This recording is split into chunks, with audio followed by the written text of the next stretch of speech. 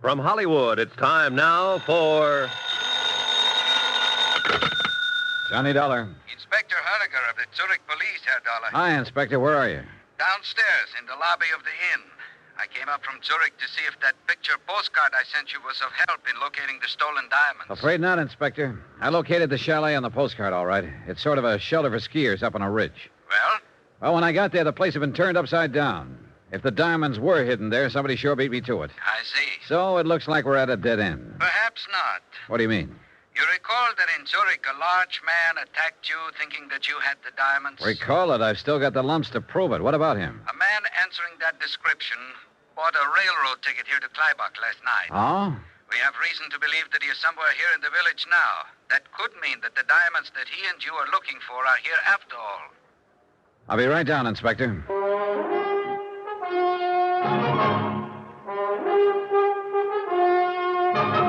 Tonight and every weekday night, Bob Bailey in the transcribed adventures of the man with the action-packed expense account, America's fabulous freelance insurance investigator. Yours truly, Johnny Dollar.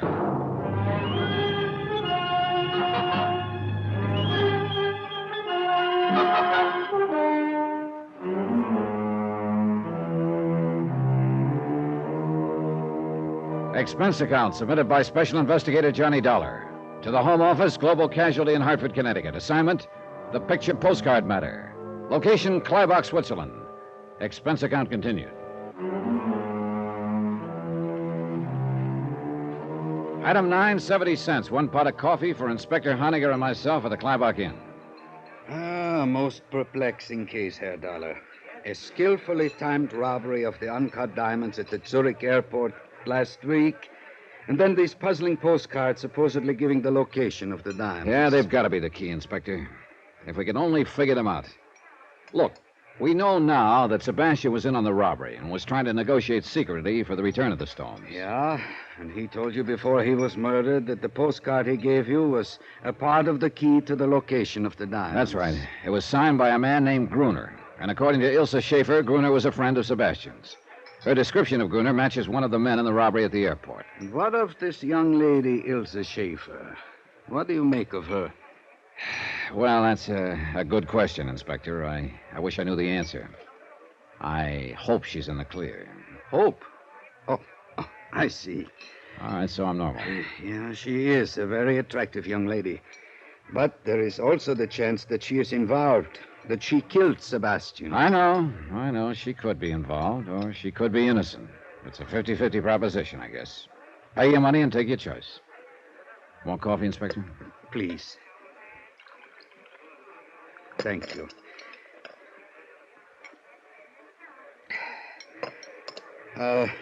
What is her story? Well, I finally got her to admit she didn't share my cab in Zurich and leave her purse in it just by coincidence. It was Sebastian's idea to make it look like she'd passed something along to me. But why would Sebastian wish to make it appear that you had the diamonds if he was trying to negotiate with you for their return? That does not make sense. Actually, I think it does, Inspector. It could go together this way. After the robbery, the gang split up. Gruner was to hide the diamonds, then get word to Sebastian as to their location. Of this much, we are fairly certain. Okay. But now, Sebastian gets the bright idea of double-crossing his buddies. He gets in touch with the insurance company I represent, and they send me to Zurich to negotiate with him. I still do not... In the meantime, though, another outfit has moved into the picture and is trying to grab the stones from Sebastian and his boys. Yeah, that would explain many things. Sure it would. That's why he rigged that deal with Ilse in my taxicab, to make it look to the other outfit like I had the stones. That would take them off his neck for a while. Yeah, he was playing me for a patsy. But I've got to admit it was a pretty fair scheme. Then later, Sebastian contacts you and gives you the first postcard. Mm-hmm. He tells you it is part of the key to the location of the diamonds. That's right. But Sebastian didn't move fast enough, so he wound up dead. But his confederate Gruner sent him a second card. Probably mailed before Sebastian was killed. It is possible. Now, the first postcard is a picture of this Kleibach Inn. Yeah, and according to Watto, the innkeeper, it's not the best picture of the inn. I asked him about Gruner. He said he thought he'd heard the name somewhere, but that Gruner hadn't been a guest here. Perhaps he is down in the village. Well, I'm going to check that today. But if the diamonds are in the village, why the postcard of the inn? And why the second postcard of the ski hut on the ridge? I do not know. Is there anybody here at the inn that you suspect of being an accomplice of Gruner and Sebastian? Ilse Schaefer, for one. She claims Sebastian told her he'd meet her here in a few days for some skiing. I see. Anyone else? An Englishman named Jeffrey Harris. He seems pretty interested in me. Claims he thought I was a friend of his from London. He might be telling the truth. Yeah, he might be. But I found out he likes to climb mountains. And he was up there somewhere this morning when Ilse and I were skiing and got shot at. Do you think Fräulein Schaefer could have maneuvered you into that position? Well, if she did, she had a lot of confidence in the marksmanship of her buddy in the rocks. And you told me she suggested a route of escape which ended suddenly at a cliff. Which I almost went off of. Yeah, Inspector, I hate to say it, but she could be the one. And I've got to find out one way or the other. Which means I'm going to stick pretty close to her for the time being. I gather that prospect is not entirely unpleasant to you. But be careful, Herr Dollar. She could be dangerous. So could Jeffrey Harris. On my way to the ski hut this afternoon, I spotted him down the mountain from me. And the ski hut had been torn apart. Yeah. If the diamonds were there, they're gone now. And Harris could be the boy who beat me to them. If he or anybody attempts to leave Kleibach, one of my men at the railroad station will report it. Well, I must be getting back to Zurich, Herr Dollar. Who knows? Perhaps these postcards are just decoys. And the stones are still in Zurich? No, I'd bet my bottom dollar they're here in Kleibach somewhere. If I could only figure out the meaning of those postcards. Yeah. Otherwise, why would the man who attacked you in Zurich have come here? He must be hiding out in the village somewhere. Well, perhaps I can turn up something else of help in Zurich. Right now, Inspector, anything would be of help, believe me. After Inspector Honegger left, I studied the postcards again, but I got nowhere. One of the inn, the other the ski hut. But what did they mean? I went out on the balcony outside my room and looked up at the mountains. But I couldn't see the ski hut from there. A ridge was in the way. I did see something else, though. 3 rooms down the balcony, Jeffrey Harris's French doors were open. His room was empty. So I decided to have a look. I wasn't sure just what I was looking for. Something, anything that would indicate whether or not Harris was involved in the whole thing. I worked my way to the closet, turning up one big nothing. His clothes were hung neatly in place, and in one corner was stacked some climbing gear. I reached around behind it, and my hand touched metal. I pulled it into view. A rifle with a telescopic sight. I sniffed at the barrel. The gun had been fired recently.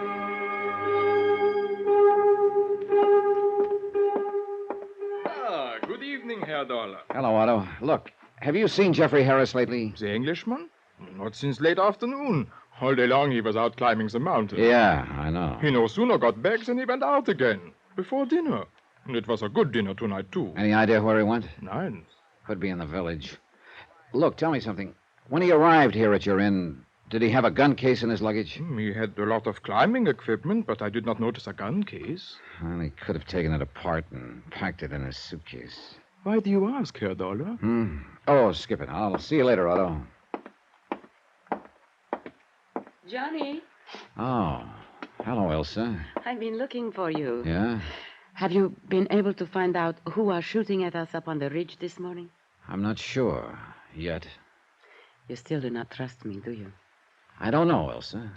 What can I do to prove to you that I am not involved? In what? Anything. The diamond robbery, the murder of Sebastian, the attempt on your life this morning. I like you, Johnny. I don't want you thinking such things about me. Look, let's talk about it later on. Why not now? I have to go into the village. Well, perhaps I could go with you, Johnny. Do you mind? No. Matter of fact, that might be a good idea.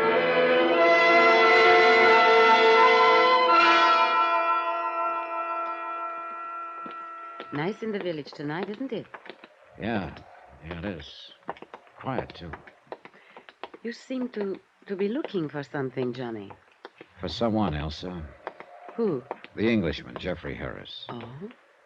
You told me you'd never seen him before you came here to Kleibach. That is right. Then he wasn't a friend of Sebastian's. Well, not as far as I know. Well, an hour ago in Harris's room, I found a rifle with a telescopic sight. You mean that Harris is the one who shot at you this morning? Otto, the innkeeper, told me Harris went mountain climbing today. I saw him on his way down late this afternoon. But he isn't at the inn now. You think he's down here in the village? Maybe. That's why. What's the matter? Hold it, Elsa. Well. Looks like maybe the village isn't so quiet after all. What do you mean? I think somebody's following us. What? Come on now, start walking it. Yeah. Where? Across the street and back a ways in the shadows. Oh, what are you going to do, Johnny? Figure out a way. Wait a minute. That alley up ahead. We'll turn into it. Oh, Johnny. Don't turn your head, Elsa. Okay, into the alley now. Good. He can't see us here. Who do you think it is? I don't know. Gruner, Jeffrey, Harris, even the guy who jumped me back in Zurich thinking I had the diamonds. Keep going. You think he'll come into this alley? That's what I'm hoping. All right, now here we are. The doorway here. It'll do very nicely. Look, Ilse, you keep going down the alley. Cut across to the next street and go back to the inn. But what are you going to do? Wait for him. Go on now, go on. No, Johnny. Look, you do as I want to stay with you. Don't be silly. It could get a little rough around here all of a sudden. Johnny. There's nothing you can do here, Ilse, so do what I tell you. Now get moving. Now. She looked at me a moment, then went down the alley and out of sight. A couple of minutes went by. Nothing. Then I heard steps. He was approaching the alley, whoever he was. Now he was at the entrance. I pressed back into the doorway.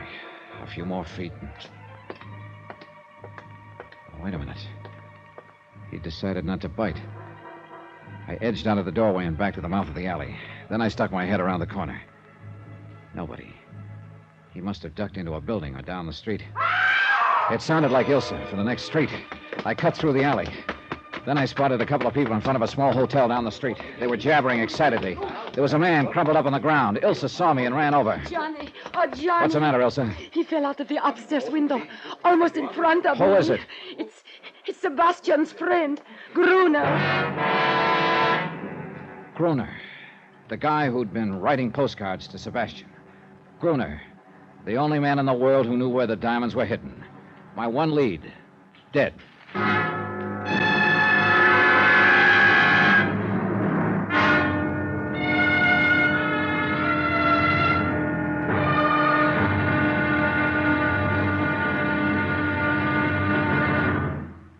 Now, here's our star to tell you about the final episode of this week's story. Tomorrow, the wind-up. I find out some people will not hesitate to kill anyone who gets in their way. And that's not so good when the man in the way is me. Join us, won't you? Yours truly, Johnny Dollar.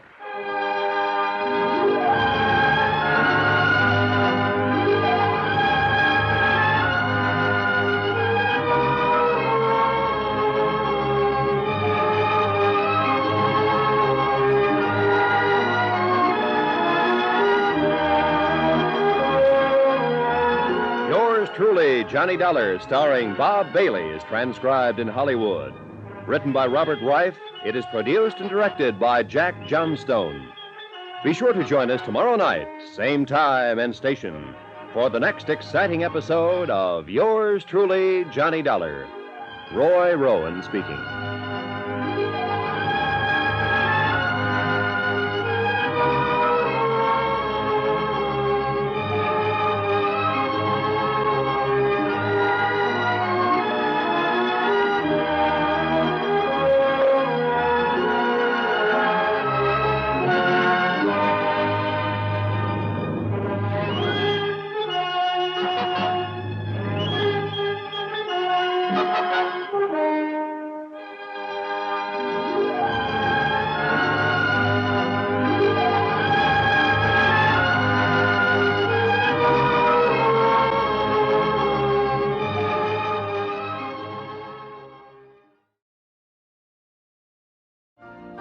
You've been listening to the OTR Gold Network.